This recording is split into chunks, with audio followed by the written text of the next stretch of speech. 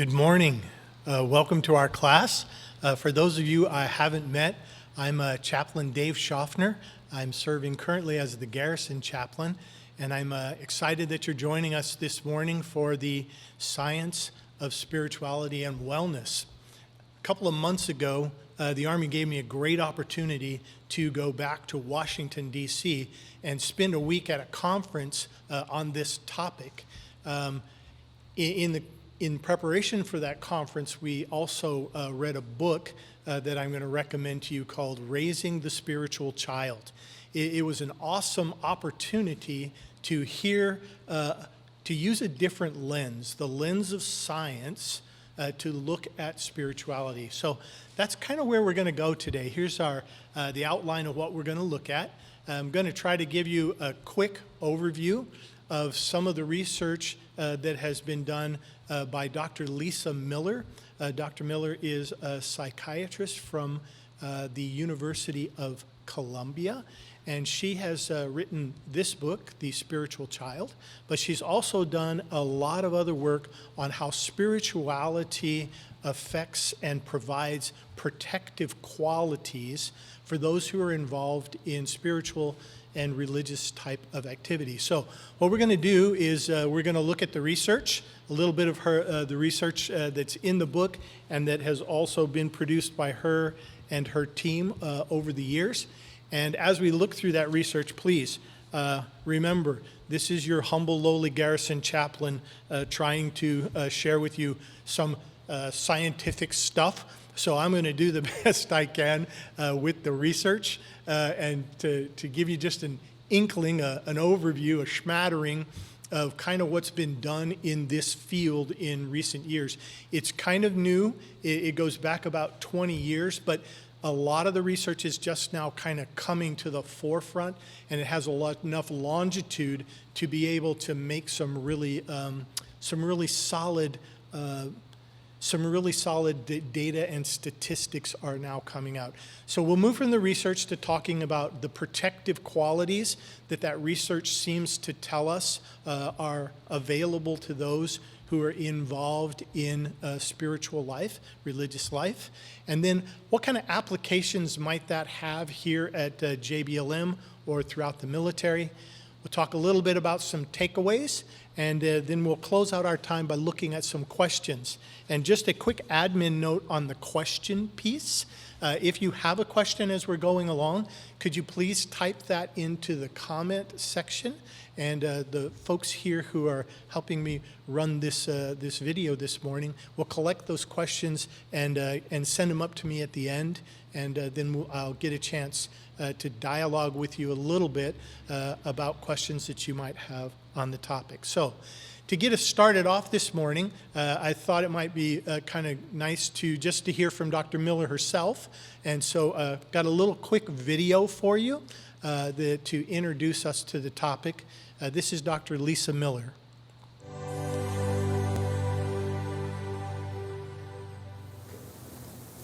I'm Dr. Lisa Miller. I'm a clinical scientist and psychologist. For 20 years, I've been a professor at Columbia University, where I founded the Spirituality Mind-Body Institute. This book, The Spiritual Child, is a synthesis of 20 years of science from both my lab and fellow labs around the country that in aggregate shows that spirituality is the most important protective factor against suffering, the most essential factor for thriving relationships and long-term meaning in children. In fact, the deep spiritual core is essential to a thriving, flourishing child. And in this book, the science on the pathway for parents, for grandparents, to support natural spirituality in their children is shown both through narratives, stories, and a rich body of published peer-reviewed research. Parents and grandparents are really the most essential contributors to the formation of spirituality in children. Twin studies show that every single child is born with the innate capacity for spiritual life. We are naturally spiritual beings alongside being inherently physical, emotional, and moral beings. But spirituality is something that, despite its heritable roots must be nourished. It needs sunshine and air and water to flourish. And parents and grandparents are the ones who see the child's natural spirituality, who nourish the child's natural spirituality and see it to fruition. There is no love in the world like the love of a grandparent. And as we've interviewed hundreds and hundreds of young people, time and time again I hear, my grandparents, they just love me. I mean, I sit at their kitchen table and they listen to me like no one ever listens to me. So now, when I think of God, it's kind of God and my grandparents all rolled up into one. And that is because the deep love of a grandparent and the deep love of a parent has much in common with the way that we feel a love towards our higher power, God, Hashem, Allah, whatever our word may be. In the making of a spiritual child, there's actually an equal contribution of a parent or grandparent's sharing of their own spiritual life, transparency and openness through which they pray, meditate, read sacred texts, and equally, the parent or grandparents lived unconditional love. It is really the embodiment of spiritual life through the parent or grandparent. Our values coming and going, our giving to fellow people, service, homeless shelters, the environment. The child is watching it every minute. And so it is equally the embodiment of spiritual life through us as parents and grandparents and our own open and free expression of spiritual life that the child witnesses at every moment of the day that creates the spiritual child.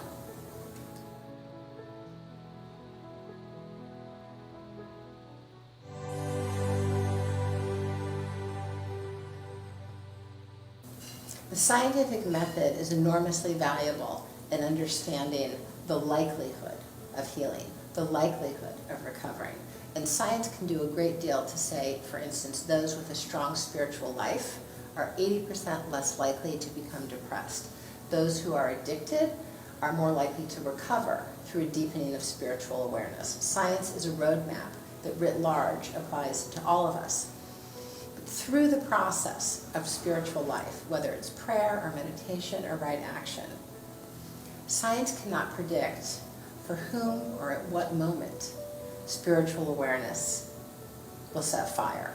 Science cannot explain how and why we are touched and have a radical reshuffling of meaning through spiritual life. Science can bring us to the edge, but it cannot explain the power of spirituality per se. Science can bring us to the edge of our psychological possibility for spiritual life, but it cannot explain the extraordinary power of spirit, the creator, or spirituality per se.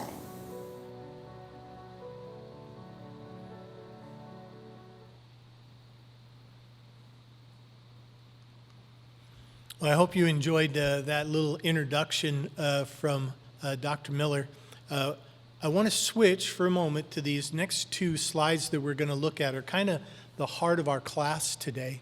I want to take just a moment to try to, as best I can, again, as your humble Garrison chaplain, to walk you through some of the research that Dr. Miller and her team have used because, again, I found it absolutely fascinating and interesting, and I hope you will as well. It really was a three-layered kind of approach. The first piece of it was data and studies. Now, this is something that we, if you've looked at any scientific studies, you're probably the most familiar with. All of us have looked at surveys or heard people do interviews with folks, and you heard her mention in the video that kind of the gold standard of these kind of studies is looking at twin studies because of the genes and the background of twins being identical. It helps us to derive what is actually happening, whether something's environmental or whether something is hereditary. So those were the lead element of the research that was done. So this was looking at people from the perspective of their spiritual life and different behaviors and how those behaviors were produced. You also heard her mention that one of the things that the twin studies brought out was, does everybody have a spiritual capacity? And the answer was yes. Everybody comes from the factory with the ability to have a spiritual life. I found it interesting. She didn't include this in her research, but I've always found it interesting as I've done studies down through the years. We've never found a society throughout recorded history that didn't have some spiritual or religious practice involved in it. So the evidence and history both kind of show that we come from the factory with this innate ability to have a spiritual life.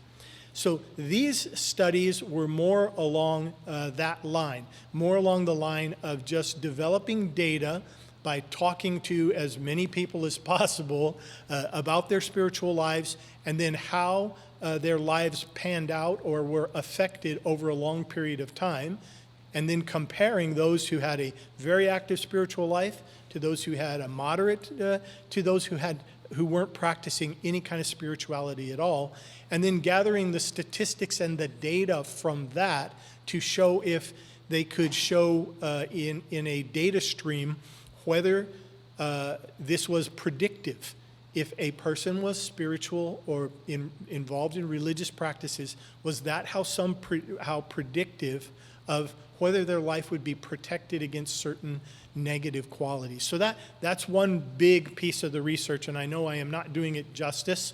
If you'd like to read some of those articles, I'm going to give you at least one reference later on where you can go and actually read through some of the articles that are in the American Journal of Psychiatry and in the American Journal of Medicine. You can go and read those articles that are about these data studies. The second piece that was laid on top of that is another, of course, very interesting type of research. This is called brain scan research, and this is what you may have seen this also. This is where they bring you in and hook up all the diodes to your head and then begin asking you a series of questions. And they're really looking for what areas of your brain are the most active while you're being asked a certain type of questions. One of the interesting studies that they did in this arena was that they brought people in, and in a pre-interview, they asked them to describe some of the most religious and spiritual experiences in their life, and ask them to write that down and even maybe pick some pictures or some imagery that went along with their story or their experience. The researchers then took that away and molded it into a presentation. They then took the person and began to ask them just normal, everyday questions that you would expect from any survey that wasn't about spiritual things, and just kind of got a baseline of each person of how their brain worked, how their what areas were firing while they were asking them these questions. Then in the middle of that, they brought back this presentation on spiritual stuff that the person had provided themselves, that the person had provided that were about spiritual things that happened in their life that were very impactful. And they watched what areas of the brain and what levels of the brain of producing different wavelengths as they were showing them the imagery and reading back to them the stories that were about the spiritual things that they had shared with the researchers, and then compared the two. And again, that study was very insightful in revealing that folks who have a more well-rounded spiritual or religious life, their brains actually functioned differently, and different areas of the brain were used while they were thinking about that. And many times it put them into a state that is called alpha wave, which was much more relaxed and much more confident. And so there was an interesting amount of work done in this area that also contributed to the research. The third area was an area, again, that is relatively new. And it is, again, a fascinating area of research. It's called brain imagery. You might have seen some shows on TV recently about this, neuroplasticity, and some of the other types of concepts that are coming out right now are basically based on this brain imagery type of research that has recently come around. And the interesting story that I'll share with you out of this one actually has to do with the slide that's right there in the middle, showing the different cross sections of the brain. And it had to do with depression. If you're looking at the slide, the little brain that has the red quadrant, kind of the third brain over, that has all that red on it. What this study, again, I find all this stuff fascinating. I hope you do too. They took people who had a propensity for major depression.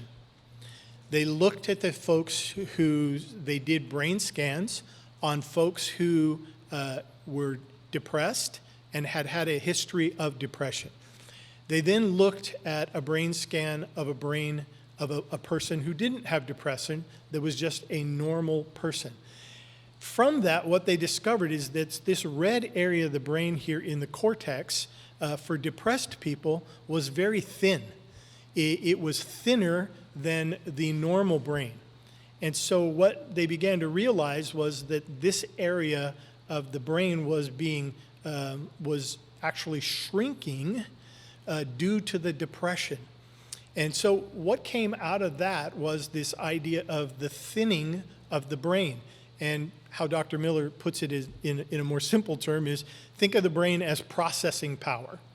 And so as the brain thins in that area, there's less processing power, which leads to more and more depressive thoughts.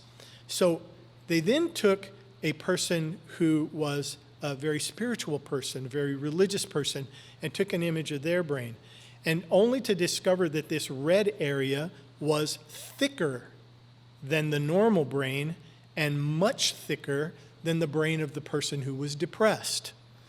So what they could see, or what they could postulate from that, was that folks who are involved in spiritual and religious activity on a regular basis actually have more processing power in this area of their cortex and their brain.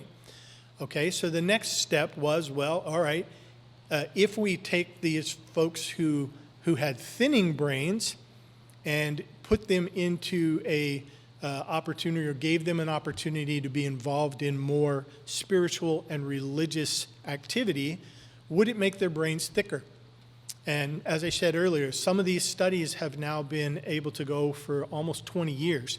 So they've had the opportunity to take folks, and some of the folks were willing to volunteer that had been in the depression study, and they asked them to get involved in spiritual activity of any kind. Just they chose what kind of spiritual activity they wanted to be involved in, whether that was prayer or meditation or reading sacred scripture or just sitting and meditate, whatever their practice was.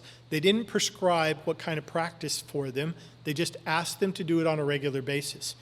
They would scan their brains every 6 months, and over a period of years, actually were able to track this portion of the brain thickening, regrowing, and re-thickening in the area of the person who had been depressed.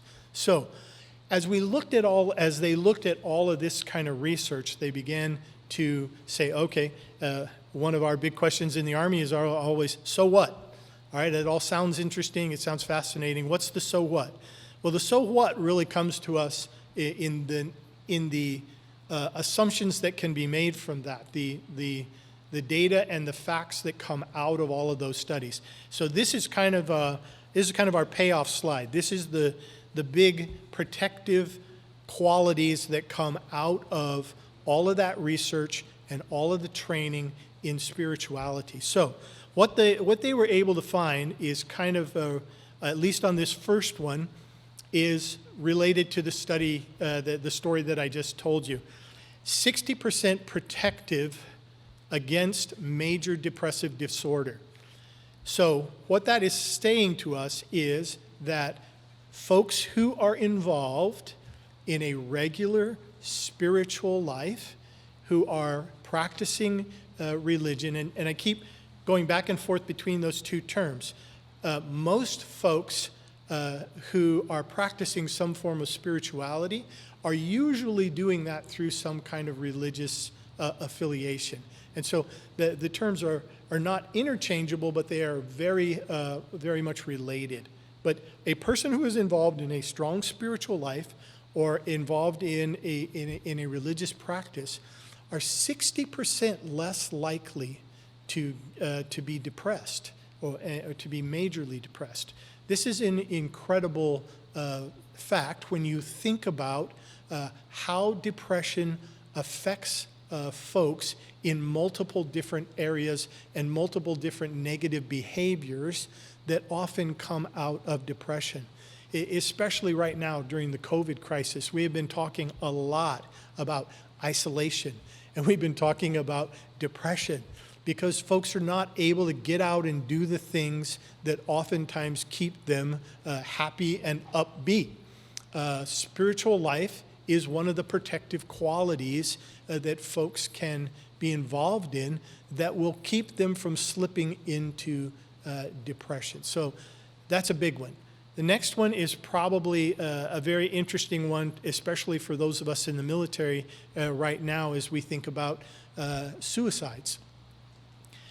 This statistic that came out of Dr. Miller's research is supported by other studies that were done before her research that came out with roughly the same kind of numbers. The numbers that we had prior to her research were somewhere around 62% to 65%. So 50 to 80% of the people who she was looking at in her studies who had a strong spiritual or religious life, it decreased the risk of suicide 50 to 80%. Stop and think about that for a moment. Folks who have a strong spiritual or religious life are half as likely, and all of the previous research was in the 60 percentile type of number. So 60% less likely to be involved in suicidality, in having those kind of depressive thoughts that would lead to someone taking their own life. That is a tremendous protective quality that spirituality and practicing your faith can bring to you. 80% protective against substance dependence and substance abuse. Again, you heard her mention that in the introduction, that folks who have a strong spiritual or religious life are much less likely to be involved in substance abuse or to be alcohol abuse. And when, again, if we just stop and think for a minute, how often does alcohol abuse or drug abuse or substance abuse play a role in other major bad activities? Plays a big role oftentimes in suicide. It plays a big role oftentimes in domestic violence. Substance abuse plays it plays a direct role in things like DUIs. And so when we're looking at this study, what it's telling us is that if we will encourage folks to be involved in spiritual activity and involved in religious activity, that they will be 80% less likely to fall prey to dependence and abuse of substances, which then will have a trickle-down effect that they will be less likely to be involved in suicidality, to be involved in domestic violence, to be involved in DUIs and all of those types of things. The last one I want to share with you is this 70% protective against risk-taking behavior. When she first did the survey, she was looking at this from the point of view actually of teenage girls when they first started it, this part of the study. And they were looking primarily at teenage girls and sexuality.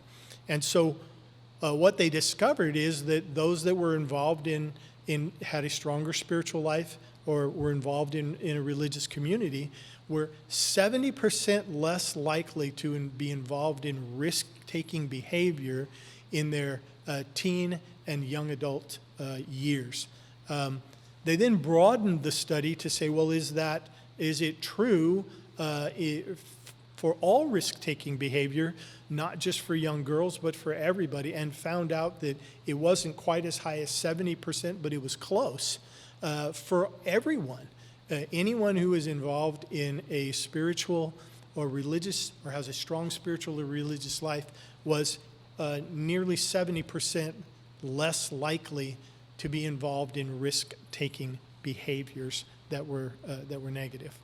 So this is probably the most impressive list that you will see about protective behaviors, or something that could protect your child or your young adult when it comes to these types of really negative activities. I want to move from this slide to talking a little bit about some applications. So, okay, Chaplain, so you've told me the research, you've given us the so what. How would we apply that? What application might that have to us here at JBLM? And I want to show you a couple of quick charts here and just walk you through how I think some of this research and data can help us. Number one, the topic of the book was raising the spiritual child. Now, I would encourage you, even if you're not a parent, to get the book and read it, because all of the research for the whole thing is in that book. It's a good book, a good read, even if you're not a parent, or if you're like me, that you're sold, that your kids are grown up now. The book is still very beneficial and has all of this data and research in it. But if we're looking just at a couple of major populations that we have right here on JBLM, we have a lot of families. We got a lot of kiddos. I love kiddos. Kiddos are great. And we've got a lot of kids. So this little slide here I pulled out of the in-brief that we give for folks who come into JBLM from the Garrison team. Just look at the number of family members we have here on post. So we got a lot of young families. We've got a lot, if you include the retiree community, that's almost 200,000 family members. A huge portion of that are kiddos. And so this has direct application for us and can be very helpful for us knowing this material as we're looking at our kids. And you heard Dr. Miller saying it earlier, sharing and developing a spiritual life for and with your kids, whether you're doing that through a religious practice or just allowing that space for spirituality to happen in your home, is incredibly protective in the out years for your youngsters. So that's one major application for us, is our families, our kiddos, and that type of setting. The next setting is that she didn't talk much about it, but in the book she goes into much more detail about everybody coming from the factory with the ability to have a strong spiritual life, but that there is a surge of interest in spirituality between the ages of 13 and about 25 to 27 years old. So 13 to 27, most young people are looking for, trying to figure out this spiritual piece of their life. Dr. Miller oftentimes refers to it as a quest. They are on an existential quest to kind of figure out what role spirituality is going to play in their life, how are they going to be involved in that. And so she's very, her work with the Chaplain Corps and with the Army has been around this idea of how do we help young soldiers who are still in that age range to develop a stronger spiritual life, develop more of a connection to their faith base or their religion, so that it produces these protective qualities and raises their resiliency. So the top chart there is just the demographic charts from the Army. I believe these are from 2019, but frankly, I look at this chart every year and it hasn't really changed much. because the interesting thing for us is that our soldiers are always young. I recently had the blessed privilege to turn 60. I am by far the oldest person in every room that I go into on my daily rounds in the Army. Because we always used to joke that every year I get a year older, but the soldiers are always 18. That's not a joke, it's an actual fact. Our population is always young. And so this statistic hasn't changed in the 30 years that I've been in the Army. So if you look at the numbers on the right there, the charts are maybe a little hard to figure out. I put it in the just written form on the right there. 69% of our enlisted soldiers are under the age of 30. 7 out of 10 of the soldiers that you're going to come in contact with today who are on the enlisted side are under the age of 30. So they are still in this developmental spiritual quest time frame of their life. The overwhelming majority of them are still in that time frame. The interesting thing that kind of caught me off guard was the officer side. 45% of the officers in the Army are under 30. For somebody my age, that's a little scary. But at the same time, we serve a younger population. We are looking at a group of folks that are always going to be in that under 30 range, which means that they are still developing spiritually and religiously, and therefore are prime candidates for the opportunity to grow in their faith and in their spiritual practices. And by growing in their faith and spiritual practices, they will then begin to reap the benefits of those protective qualities that we talked about earlier. The last little chart I'll throw up there for you is the religious breakdown of JBLM. Again, chaplains, we love this chart. And the reason we love this chart is because this chart is based on what soldiers put on their dog tags. It's what they put on the documents when they come into the Army, they go onto their dog tags. And why we like that is these percentages are based on what soldiers self-identify as. So this is not Chaplain Schaffner asking or helping or encouraging people to put something religious on their dog tags. This is what soldiers identify themselves as. The interesting thing about this chart that has been fascinating to us in the last several years is you've probably read multiple articles about a phenomenon that's called the rise of the nuns. And what these articles have been about is been that the portion of the chart that is the no religious preference or none, it has been going up. It is the fastest growing area of the demographic. That is absolutely true. But as we look at that and as we think of that, we tend to then focus on that and sometimes draw a misconception. The misconception being that the overwhelming majority of people are in the none category or don't have a religious background or a religious interest. Nothing could be further from the truth. That is the fastest growing portion of the demographic, but it is not the majority of the demographic. If you look at the chart in front of you, which was, again, pulled from the G1 data right here on our post, you'll see that 73% of the folks, the soldiers and airmen at JBLM, 73% of them identify with some religious organization. That's huge. That's 3/4. 3/4 of the soldiers self-identify as being having some kind of faith or religious background. 73%. So yes, the nuns has grown to 21%, and that may be the fastest rising category, but it is by no means the largest percentage of our formation. I mean, think about that. If you're standing in front of a formation of 100 soldiers, 73 of those 100 soldiers have put on their dog tags some form of religious or faith group that they self-identify with. That's a huge number. In fact, if you look at the pie chart, you'll see that 67% of those, 67 of that 73 are Christians of some varying kind.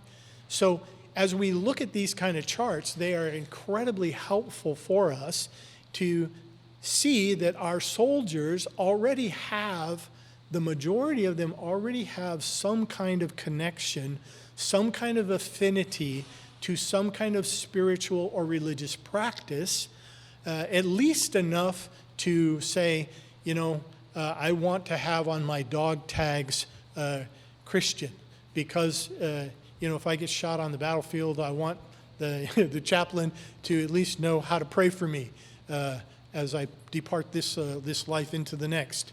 So this application slide is important to us, because I believe that we see that we have two very strong population groups that could benefit from this directly and immediately. And we also see that we already have some good, strong basis that we might build off of for helping folks be more encouraged to get involved in spirituality and spiritual life. At the conference we were at, we got broken down into small groups. And in my small group, we were talking about how to kind of look at some takeaways, or how we would put this in perspective. And one of the things we started asking was, what is it that we want? What is it that commanders want? Because chaplains work for commanders, and so we were like, well, what do our commanders want? And after a lot of really important and high-sounding concepts, we kind of came back to a very simple idea. Basically, most of us want good things to go up, and we want bad things to go down. And so as we began looking at these charts and the research and digging through all of this, we began to say that what we came to understand out of this process was that the good things go up with the higher degree of spiritual and religious input that we have for our soldiers, and the encouragement that we give them in this arena is only going to make good things go up. And as those good things go up, the protective qualities that are happening there are by nature going to make the bad things go down. So our big takeaway was that we need to reinvigorate our encouragement of soldiers to be involved in spiritual activity, religious activity. We need to encourage that, because what the science is showing us, what the data is telling us, is that this may be the number one most protective thing that a person could have in their life when it comes to all of those other negative qualities, the negative things that we want to go down. We can really radically affect those if we can encourage folks and get folks to be more involved in spiritual and religious life. So that was probably our biggest takeaway. The last takeaway was wellness, which is what we are here talking about today. The title of the class today was The Science of Spirituality and Wellness. Because when we look at wellness, even in the Army, when we look at every year, all of the service members have to take what they call the Global Assessment Tool. So we have to go online and fill out a survey, a self-reflection type of survey. And we're always asked to do that in 5 areas. How are you doing physically? How are you doing mentally? How are you doing emotionally? How are you doing socially? And then finally, how are you doing spiritually? So even our own global assessment tool includes the spiritual realm. In the coming days, we're going to be bridging into a new type of approach to wellness called holistic health and fitness, H2F. Again, one of the domains of H2F is spirituality, because all of us realize that you cannot be a well-rounded, whole person if you don't have all of these elements in your life. And so as we look towards the future, as we kind of digest this research and the information that's coming to us in this area, how are we going to incorporate that into our lives in such a way that allows us to have a wellness, a wholeness that is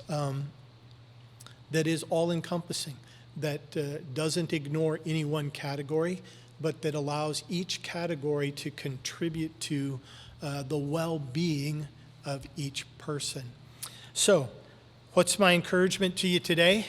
My encouragement to you is to invest in your spiritual and religious life. It will pay tremendous dividends, and hopefully it will bring you to a new level of wellness, a level of wellness that will encourage you to do good things, more good things, and less bad things. Down at the bottom of the page, I've given you some resources there that you can go and look at. The Spiritual Child was the book that we talked about earlier. You can purchase that book. I listened to it on Audibles, so I know that it's available on Audibles for all of you, those of you who have Audibles. I gave you one reference there for one of the journals. Now, I will warn you that it is a medical journal. It's a little tough to read through, but it's fascinating. It's the American, the one I gave you is the American Journal of Psychiatry. And again, that was the one of the studies that was built around the depressive brain that I talked about earlier. And then for those of you who are YouTubers, I gave you 3 different YouTube offerings there that are primarily just Dr. Miller herself walking you through in much more detail and probably much better scientific approach than your chaplain could, walking you through some of those things on TED Talks and also just on, in fact, that first reference there on YouTube is the actual conference that I was at. They taped it and put it onto the YouTube there. So those are available for you to peruse. If you find this topic interesting and you're looking for more, June the 1st through the 3rd, we are going to have the opportunity to bring Dr. Miller here. And for those 3 days, she's going to be doing a conference here for us at JBLM. So we're looking forward to that visit. And if you'd like to be involved in that, just drop us a note or keep your eye out for when you see that coming. That program is called CHIP, Chaplain Integration Program. And so if you'd like to be involved in that, drop me a note on the global or through our website. You can get to the JBLM Religious Support website just by going to JBLM and typing in the words religious support, JBLM Religious Support. It'll bring you to our website. We have a website and a Facebook page that are available for you there. And we'll put up announcements for when we're going to do this conference if you're interested and would like to come more. All right, folks, thank you again for listening. That is the presentation portion of the program.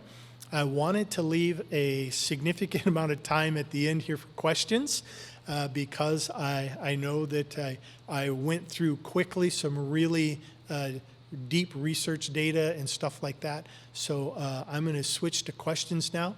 Again, if you have a question, send it in on the comment line, and we will they will bring it up to me, and we can answer your questions. And I see that I have one coming in already. Question is from Sydney. Can we get this slide deck to use? That's an interesting question, Sydney. I would be more than happy. These slides that I shared with you are just my own personal slides that I made for this presentation by encapsulating a lot of the information that was given to us and sent to me for going to the conference and through reading the book. I would be willing to share those slides with you, but pretty much only on a one-to-one basis, because there's a lot that goes into them and a lot that's behind them.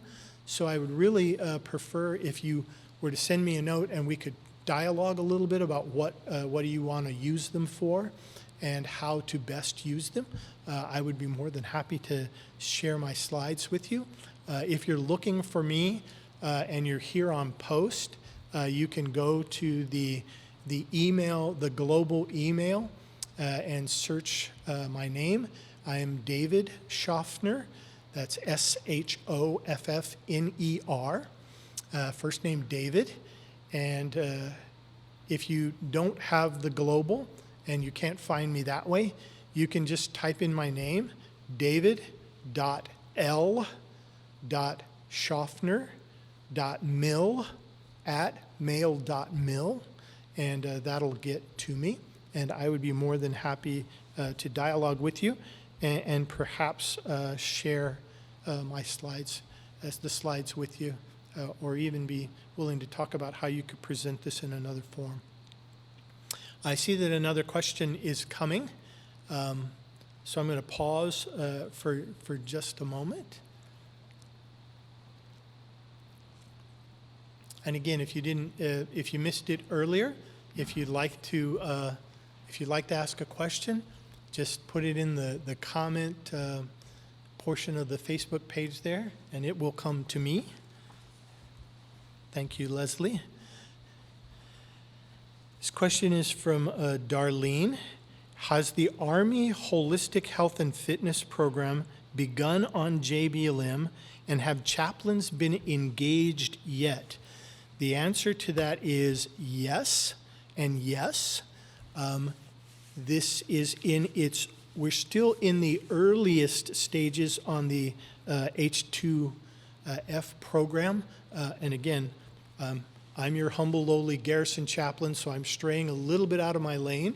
The H2F program is not my program. It's a program that we help with and we participate in. So I'm giving you an update from a department that isn't my own.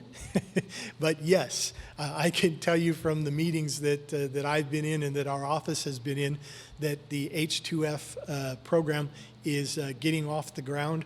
I know that they've had the opportunity to PCS in and bring on several officers and enlisted folks who are beginning to build the teams. I know that they're in the process of hiring some civilian folks who are also going to help with those teams. There are other areas that have been already worked is space in different areas and units around the post. That area is being worked, so there will be a place for the H2F program to actually function. And yes, the chaplains are involved in the spiritual piece, helping round that out and develop that as we look at the health and holistic fitness piece of that. Okay, if there are no more questions, I don't see any more questions coming in. Going to wrap up our time together. I really appreciate you coming today. I hope that this was informational and to some degree inspirational, that you could find time to develop your spiritual or religious life with the knowledge and the hope that it will bring good things into your life. Thanks for coming. God bless you.